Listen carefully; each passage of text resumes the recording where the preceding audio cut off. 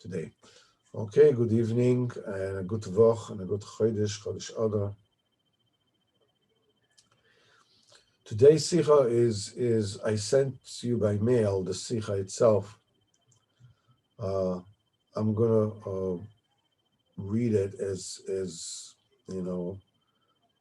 we're going along. I don't know how many actually have it before you, but I will share the screen and read it. And it's a rather long reading, but let's see where it leads us. Hashem will give us the Burim. I'm connecting myself to all of you, to everybody who is here. And Hashem should give us the Burim Chaim Ka'esh. I myself have no idea what I'm talking about. So there's one Sikha before that we sort of skipped, that it probably deserves a Sikha all its own. B'ezrat Hashem, next week we'll talk about. It's a very short Sikha about the education of children. B'ezrat Hashem, it's a Sikha that needs to be prepared. It's so succinct and so short that it needs more preparation. Let's just go through this Sikha and see where it takes us. בהתקשרות לרבינו הקדוש המנחם בן פייגה, בעזרת השם, Sichos Haran של רבינו. He says, זכרון לברכה, when a Maisa happened, Kiddush Kodesh Breslov, that a girl was hurt in a house that was dug in. They made new buildings, and quite a few people were in great danger. So I heard from his holy mouth in this inyan about the inyan of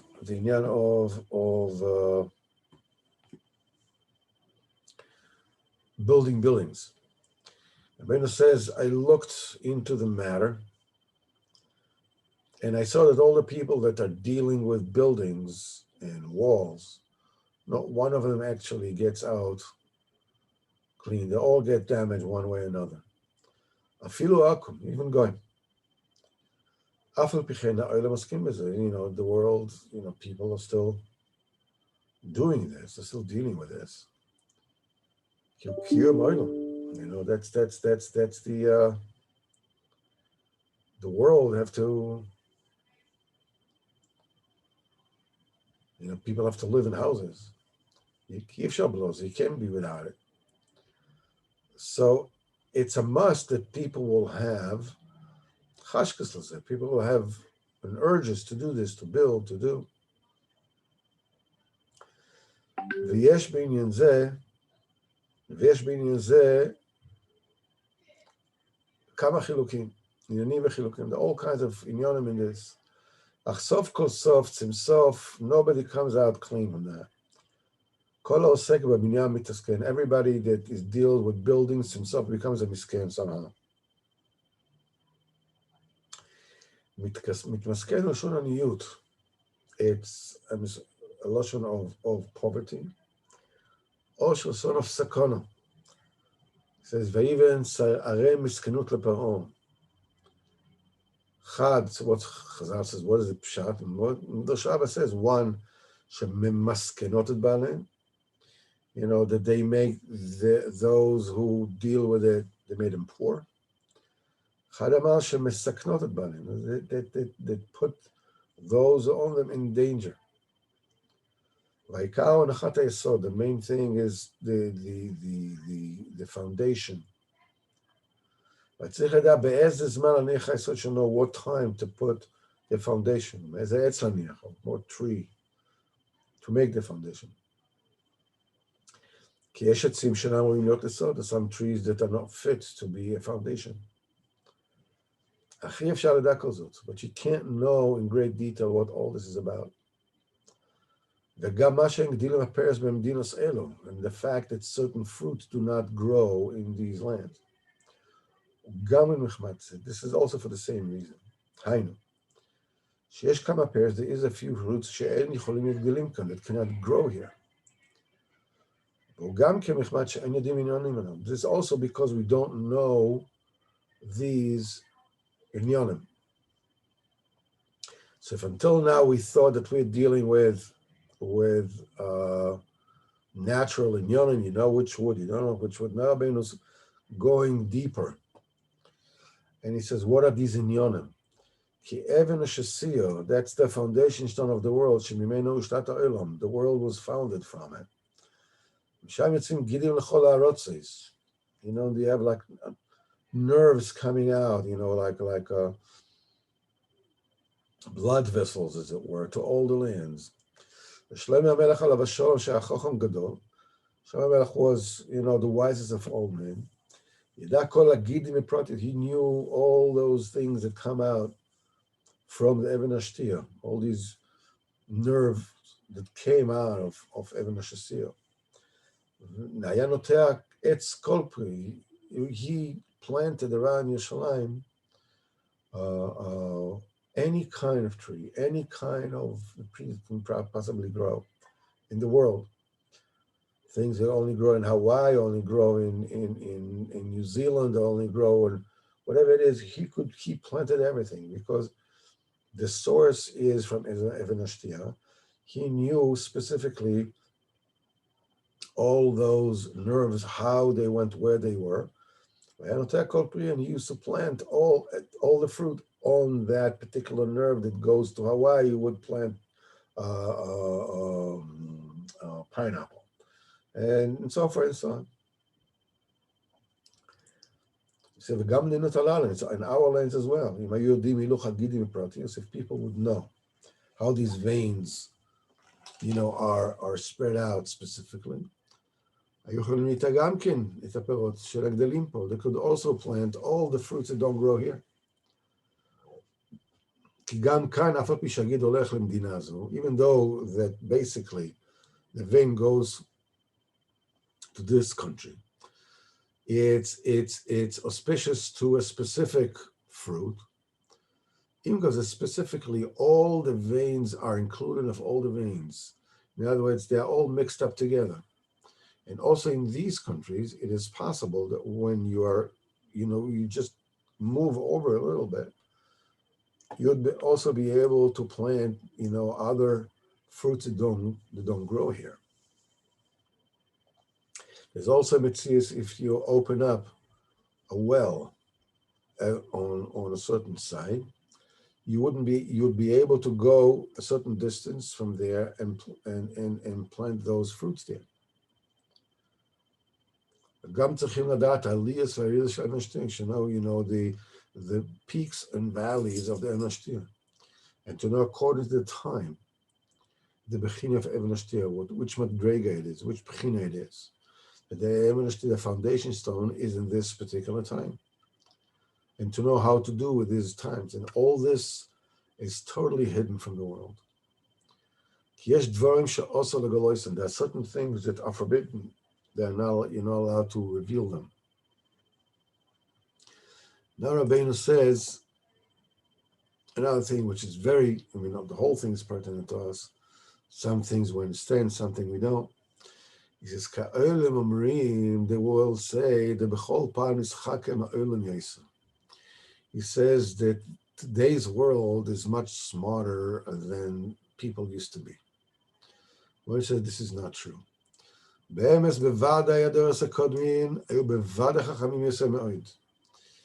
previous generations were way beyond us. They discovered the crux, the nub of the Chochmah.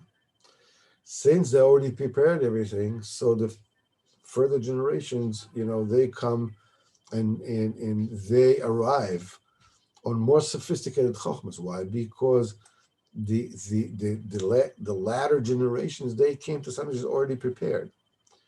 The foundation of the Chochmah is already prepared from the previous generations that discovered the initial Chochmah, and the generations that come afterwards just adds on to it and becomes a little smarter, as we said. And we see this in the Gemara, in Yevomas, and Baba Mitzia. It says, "Ilav de dalois chaspa." If it wasn't that you have picked up, if I hadn't shown you, which stone to pick up, which pebble to pick up, you wouldn't have found the gem that is underneath it. It says, the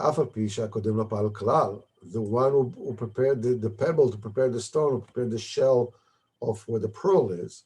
I mean, he didn't take out the pearl. He wasn't the one who took out the gem.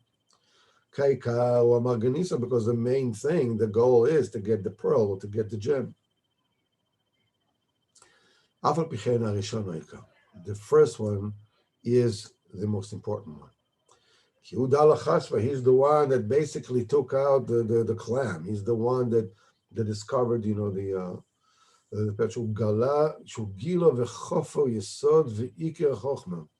that he discovered and dug the foundation and the mainstay of the Chokhmah. This is how the second one could easily come and take this Chokhmah to the next step. That's why there are certain things that cannot be revealed. It may not be revealed. And he says, because if Rabbeinu would have revealed them, you can actually come to the Zars. In that particular Inyan, a few dvarim v'inyonim שצריכים לעשות לזה. There's certain inyonim that needs to be done for this. If that particular wisdom would have been known in the world, and you know what it is that you need to do for these inyonim, for this chokhmah to reveal. In our generation, they'll come to avodah zarah. They could come to various worshiping, because they add a little bit more to the chokhmah, and sometimes the Dores Achronim toy b'chokhmah, and they make mistake with the chokhmah. That chokhmah that they add on the first one. They would know those principles. The latter generations would want to add more to the chokhmah. They would come to make mistakes with the chokhmah, and they could add on until they would actually get to what the Zohar Chas v'Shalom.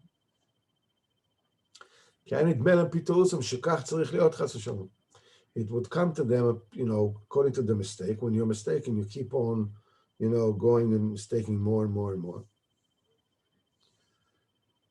And until they get to Avodah Zarah, as it says about the eating of Orla. We have the 3 years that we're eating from, that you're not allowed to eat from the fruits of the tree, the first 3 years, and all the 4th year is Neta Revai, that you're supposed to, take it to Yerushalayim and eat it by Kedusha, and the 5th year you can, that's the 3rd year. There's klipa on the Elon. It's a very serious matter. It's an orla. It's a, you don't have to do this. It's Hashem Yerachim. It's a person who's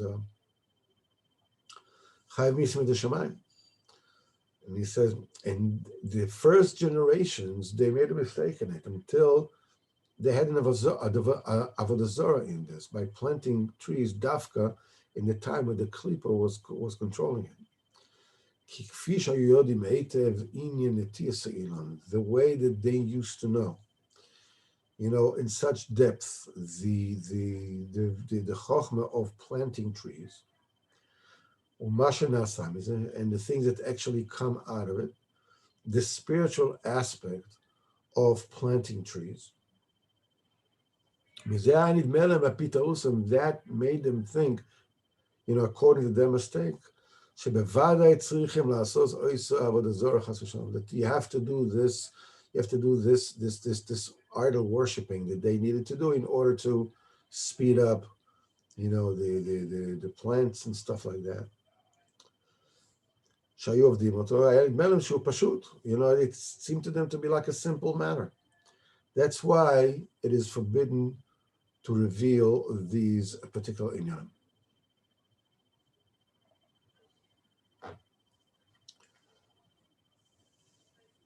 We do not understand. It seems to us that the whole notion of Avodah Zarah, of dealing with a Zarah, is such a strange thing, isn't it? Like, what's the deal with that? Why would anybody do this? I mean, when you come to think of it, and it's like,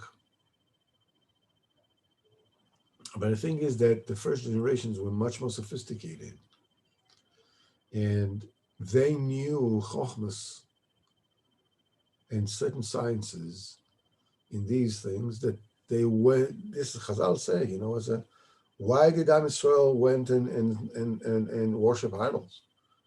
I mean, they were smart people. What's wrong with them?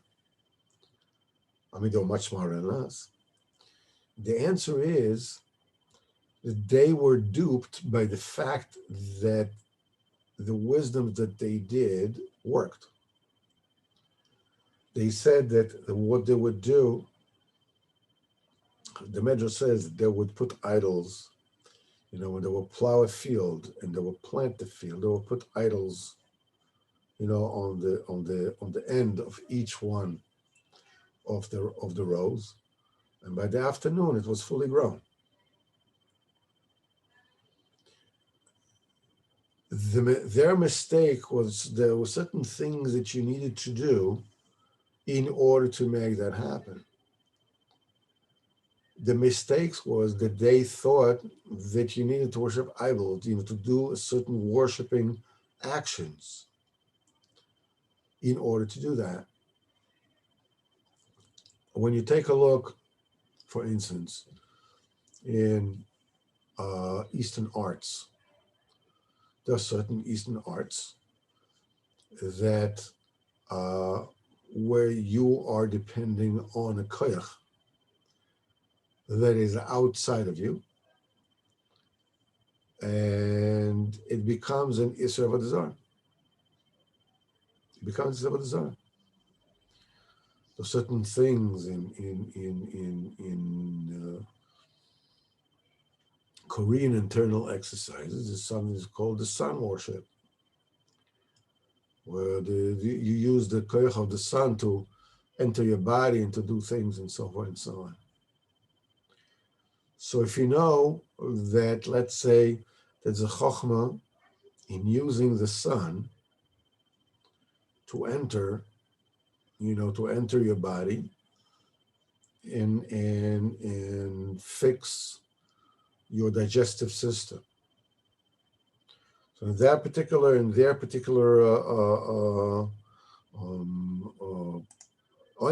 and chokhmah, the way that they were doing, they basically turned themselves, backwards. They would bow down away from the sun. The same way that in the time of Bnei Yisrael, they don't defecate before the Avodah Zarah. These people, the Korean, but in the Avodah Zarah after, that's what they were doing. Shem Yirachem. So, Goal Nefesh beGoal Nefesh.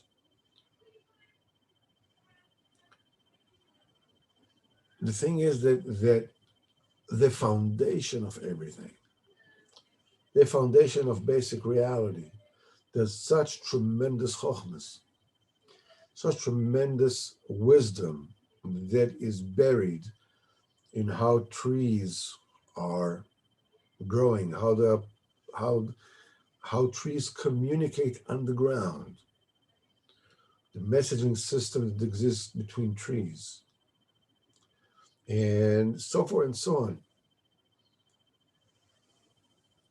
The world is completely and absolutely full with secrets.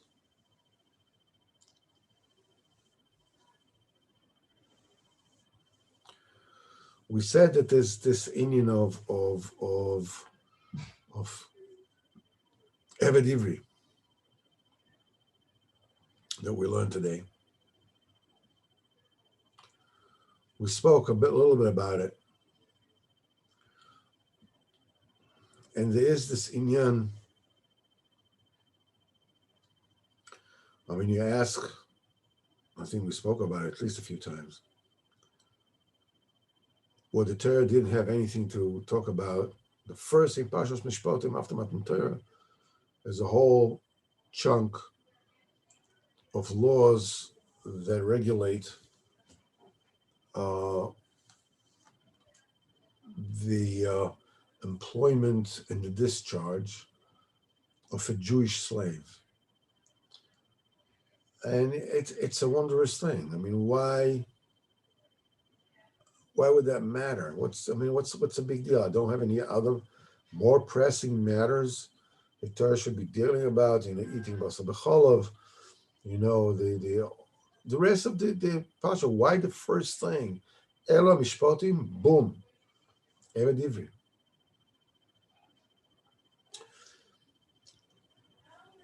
And we mentioned as we learned when we learned the Sichos Haran, that the meaning of being an Eved, the meaning of being a slave, and this is not yet to this Sichos Haran, the Sicha of tonight as well. The meaning of being enslaved to something can be the highest level or the lowest level. It's the highest level. And he says, we say in the davening on Shabbos, when Moshe Rabbeinu is the das of Am Yisrael. This is what it says in the Sichos Haran in many places. Moshe is the Bchinas das, Ata eres lo das. Moshe Rabbeinu is the das. In other places, and I'm sorry, and in davening in the morning, what do we say? Yismach Moshe b'matnas chelkoi. Moshe will rejoice in the present of his lot.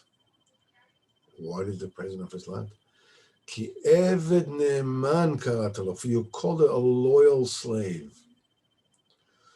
And it follows clear tiferes b'rosh nasataloi. All the tiferes, which is the Torah, you gave him into his head. And you would say, wouldn't that be the biggest joy? Wouldn't be that the biggest simcha of Moshe Rabbeinu? But that's not what we say, no. Ismach Moshe b'matnas chelkoi, not because klil tiferes b'rosh nasataloi, and the entire tiferes, entire Torah gave him into his head. Just came in. As we learn in Torah Chafal, B'Shef Elokim. No, the thing that is the most precious Moshe Rabbeinu is ki eved ne'eman ka'atala. A loyal slave, you called him. In today's day and age, it's something that people do not take kindly to. You mean slave? Say servant. No, it says Yeshua was the servant of Moshe. Moshe Rabbeinu was the slave of Kadosh Baruch Hu. V'shira David Avdecha. David HaMelech is the slave of Kadosh Baruch Hu. He prides himself in being the slave of Kadosh Baruch Hu. Amazing stuff. It depends what it is that you are enslaving yourself to. The way that you can come into a Bechina of Avodah Zorah in our time is when one allows himself to become a slave to that thing that attracts him. It can be cooking. It can be building. It can be anything. Specifically, it can be parnasa.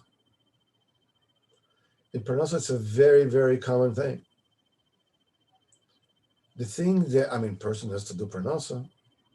You have to do whatever it is you need to do in order to. But the thing is, you become a slave when that becomes the center of your being. And it becomes the center of your being when you lose your boundaries. When work overtakes everything else. This is when you become slave to parnasa. There's no bracha there. A slave has no bracha. It's a slave to these kind of things. There's no bracha there. When you have, let's say you have an hour a day that you learn, an hour a day that you spend quality time with your family, and whatever it is that you need to do. The minute that parnasa takes, I mean, I have tremendous, I have a phone call I have to take. What do you mean? You're studying now with your children. You're with your child. Why don't you don't spend time with him? Or right now with your wife, why don't you talk to her? Why don't I talk to her? What do you want me to talk to her for? She just makes me feel bad about myself, makes me feel worthless, or whatever it is, and I should spend time with her. Okay, let me go take a parnasa. It makes me feel good, whatever it is, with my child. I mean, I have parnasa. I don't have time now to be with my child. I have to learn with my child. First of all, I don't like learning with my child. Secondly, my father never learned with me. So that's a good enough. So being a father does not entail learning with your children. And I got more important things in my, which is what? You're a slave. You're a slave. And when you're a slave, you develop all these kind of beliefs and principles and whatever it is, which is a p'china of avodah zarah. You can dig deeply into it, and that'll ultimately finish you off.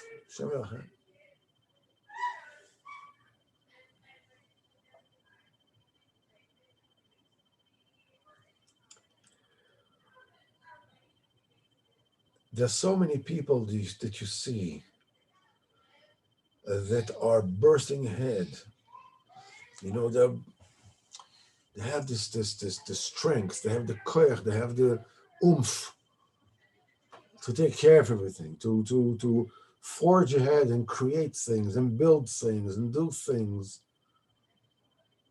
And they're basically spending their time trying to amass money in a world which isn't their own. It makes it, very convincing noises as if it is their own. But it isn't.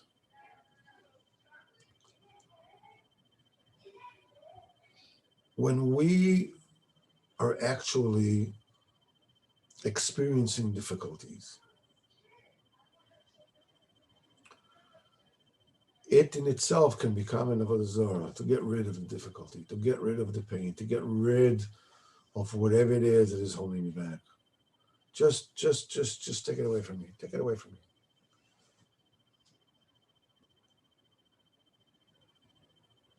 If you knew that the difficulties that you're going through, and you're serving Kadosh Baruch Hu with, v'dai, it's a Kadosh Baruch Hu to take it away from you. Do whatever it is that you need for that particular thing to go away. If you have to see a doctor, you see a doctor. If you see a therapist, you see a therapist. But the thing is that until that works, until that affliction gets taken care of, you get to serve HaKadosh Baruch Hu with a difficulty. You get to serve HaKadosh Baruch Hu from a state where you don't really want to right now, and still you do. And still you do. What you gain out of this whole thing is you get a yishuv adas. Yeah, you need to take care of what you need to take care of. You take care of your health, you take care of your parnasa, you take care of your relationship, you take care of everything. But at the same time, in the meantime, if there are difficulties right now, so do what you need to do with the difficulty, from the difficulty. The way to do it is to accept it, to agree. I'm sitting with my wife, or I'm sitting with myself and I get headaches, or I get this kind of pain or that kind of thing. And these are things that I need to take care of. Let's say my wife says something to me that makes me feel worthless. It's a very common thing.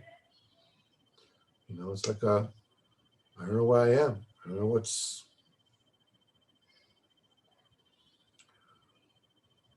And because I don't want it, because I don't want to face up to it, so I run away. I can run away to the computer. I can run away to America. I can run away to whatever it is that can run away. People are very creative when it comes to running away from that feeling of inferiority that their wives make them feel. But if a person really wants to fix his relationship with his wife, he would sit there.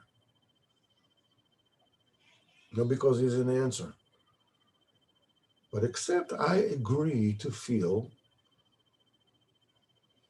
as a chump right now with whatever words my wife is telling me. I agree. Maskim. The minute that you're maskim, you are halfway home. Especially when it comes to a relationship. The same thing with parnasa. I gotta have it, I gotta do it, I gotta have it, I gotta do it. And what if I won't have it? En echinami, you need money. En echinami, you need parnasa. And what happens if you won't have? Don't ask. What do you mean don't ask? Don't ask. What don't ask? Don't ask. What don't ask? They'll come to take stuff out of my house. What happened?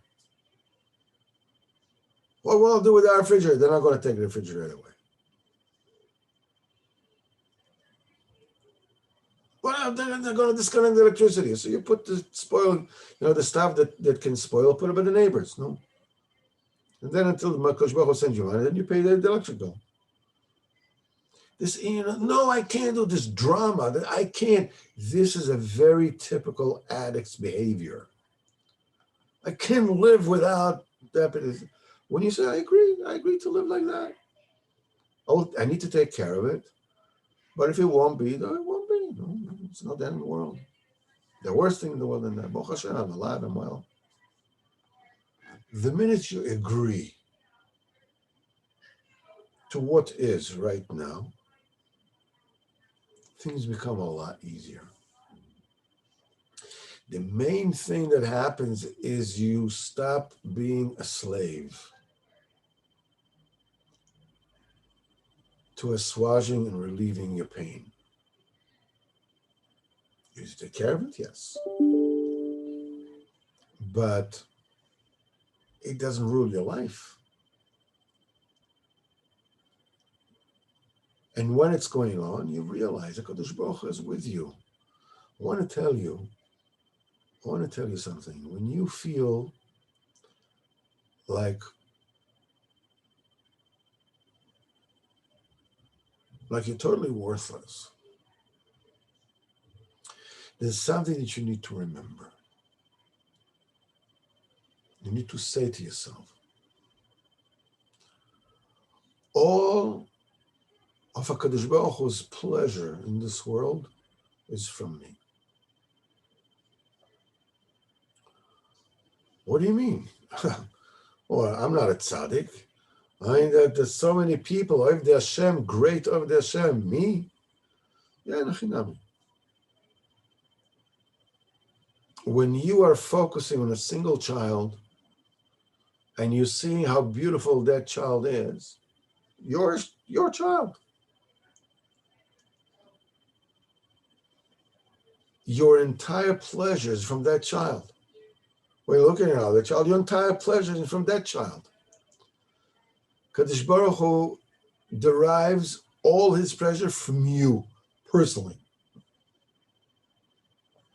And he derives all his pleasure from me personally. There's nobody in the world except for you, as far as Kadosh Baruch Hu is concerned. It's a steer. Say no, that's not my problem. Remember, if you don't think that, because Baruch Hu gets more pleasure from somebody else, this is when you get into trouble. Because then it's becoming a comparison game. He gets from him, he's more, and I'm less. HaKadosh Baruch Hu takes pride only in you, only in me, only in me. Take a look at your history. Take a look at what it is that you went through. If you would have read a novel about somebody that went through what you went through in your life, you go, come on, that's science fiction. I mean, that's fiction. This, it couldn't be true. It could not be true. That's not. It's baloney. It's not. It's like a. Nobody could ever do that. Nobody could ever pass that. Especially your internal life. Forget about it. Kadosh Baruch Hu. All of Kadosh Baruch Hu's pride and joy is from me. Say it. Whenever it is that you feel totally worthless and everybody else is better than you, all of Kadosh Baruch Hu's pride and joy is from me. Of course, I'm Botla the Tzaddik. Of course, I have all these friends who are tremendous everyday Hashem, and compared to them, I'm a nothing. But it's not a comparison game. My life is only Imanu Amanu Kadosh Baruch Hu and me. That's it. The Tzaddik is in my life. Tzaddik is in my life because I need to do whatever it is that I need to do as a neshama. I need to get out that particular chelek neshama and to complete it. I can't do it without the tzaddik. This is true. But whatever it is that I'm doing, especially whatever it is that I'm doing with my kisufim, with my longings to HaKadosh Baruch Hu, a longing to come closer to the tzaddik, a longing to learn Torah, a longing to be an early chayid. All HaKadosh Baruch Hu's pride and joy is from me. If you get up in the morning, and the first thing that you do is Rabbeinu says in Torah Lamed Daled, you know that a person should wake up in the morning. The first thing that he says is, De'ez Olam Haba.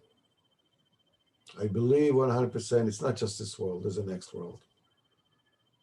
And in fact, the next world is an endless road, and the dot that begins in the beginning of this endless road is his entire life, the entire 70 years, 80 years, 100 years with Hashem in this world.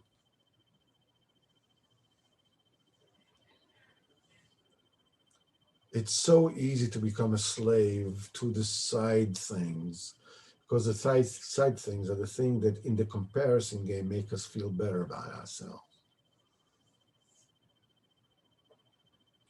So the second thing, that when you wake up in the morning, ask HaKadosh Baruch Hu, I'm giving you, first of all, I'm giving you my entire Avodas Hashem today. Entire Avodas Hashem now, Chodesh Adar, it's going to be Purim, Bezat Hashem. I'm putting all the Avodah, I'm putting all the Avodah on you, whatever it is, it'll be the way you want it. That's it. Gashmis, Ruchnis, mine, my entire family, my children, I put everything in you. Rabbeinu said, Sichos Haran. And the third thing you have to say to yourself when you feel like I'm going to go to daven, and how the davening is going to be. I don't have a cheshire daven. I don't have a cheshire daven because I don't feel like I'm somebody. It's like I deserve anything, like I'm worth anything. So say that, Ribono Shel Olam, I know that your entire joy and pride is from me. You get it from me. You get the nachas from me. Say it again and again and again. The koyach of the tzaddik, you'll be able to say it, you'll be able to reach a point where you actually believe it. But when you believe it, you will be running in Avodas Hashem. Afterwards, there will come other nisyonos, whatever it is. It's such an important yesod. Why don't you go to Shurim more often? Why don't you do this? Why don't you do that? Chas v'chalila.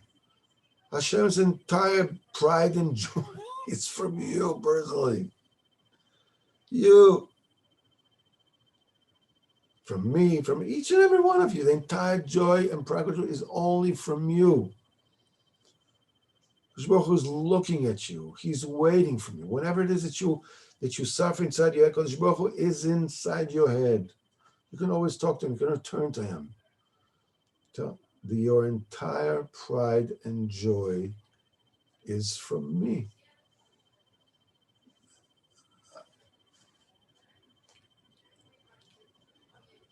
Yeah. From me. Amazing. And besides being an amazing thing, there's also the added benefit that it's true. It's not just a great thing, it's not just a psychological trick, to get yourself moving or, to sort of like hold on when the going gets rough or whatever it is and you can't pull your head and go, No, besides that, it's also the truth. As Rabbeinu says, the Kadosh Baruch Hu derives tiferet from every single Jew. Sichos Haran. Right? Torah Yud Zayin. We learned at great length. The tzaddik, when he wants to find all the secrets that we learned in this sicha's tonight's sicha, how he discovers it? By discovering the pride Hashem has in every single Jew, not just individually in the Jew, but every single organ of every single Jew. And when it says that sometimes even the lowest of the Jews does, a shockling with his payah, because Baruch Hu has a specific pride in that as well. And because of that, Kadosh Baruch Hu has created the lion like that, the flies like that, the elephant like that, the alligators like that, the clouds, the sea. The whole thing is because the pride and joy that Hashem derives from you personally. I don't see it. Otherwise, you would have no choice. You'd know the Bechira anymore. Without the koyach of the tzaddik, specifically I'm saying it to Omer that started tonight's meeting with asking a question about relying on the koyach of the tzaddik. Without the koyach of the tzaddik pumping through me, I will not be able to actually see it. It will forever just remain, I will be flapping my lips, lip service. But because of the tzaddik, I'll be able to see it. I have to be able to see it because I'm an Oved Hashem. Maybe not a big Oved Hashem, but I'm an Oved Hashem, according to my Madrega. And because I'm an Oved Hashem, the klipos are starting ganging up on me. So I have to be able to get the tools, Zeh U'Matzeh. Or they can start up with me and I cannot have the antidote. How does that play? How does that go? How does that go down? The answer is no. Because of the tzaddik, I'll be able to see that Hashem's entire pride and joy is from me personally, from you personally, from from you personally. Is Hashem all of Hashem's pride and joy is from you. That Hashem should help us. That Hashem. Monday night we're getting into Sipur Maisis again. That Hashem. Continue, with this amazing trip. In the meantime, through the hardships, but B'ezrat Hashem, to some amazing discoveries. And I wanted to, to say.